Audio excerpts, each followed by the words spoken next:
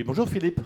Bonjour Yves. Nous nous retrouvons ce soir à l'occasion de la soirée annuelle de la CNCGP, l'occasion pour nous de faire le point sur le bilan de fin d'année pour Kirao Asset Management que tu représentes. Quels ont été les faits marquants pour Kirao en 2022 ?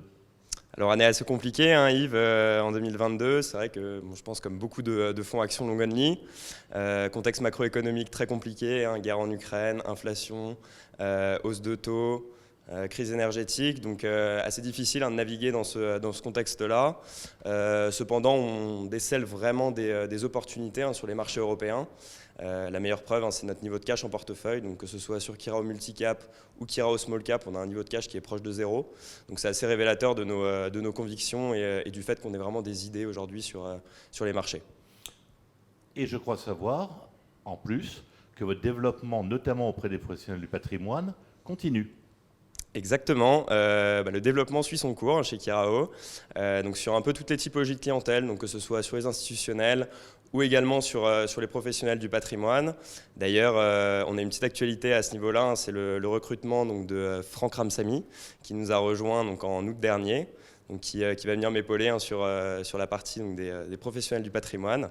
Le but étant d'être toujours plus proche de nos partenaires et de leur apporter donc, des explications, mais aussi des billes pour construire leurs allocations dans le futur. Quels sont en cette fin d'année vos principaux projets, vos principales ambitions, en termes de produits ou de services d'ailleurs, pour Kirao Asset Management ? Alors nos ambitions, c'est toujours de surperformer, d'offrir de la surperformance à nos investisseurs. Sinon, l'autre actualité, c'est plus d'un point de vue ISR, puisque ça fait un peu plus de 2 ans maintenant qu'on travaille sur la question. Donc on a signé les PRI, amendé notre politique de vote, on a développé notre matrice interne de notation extra-financière.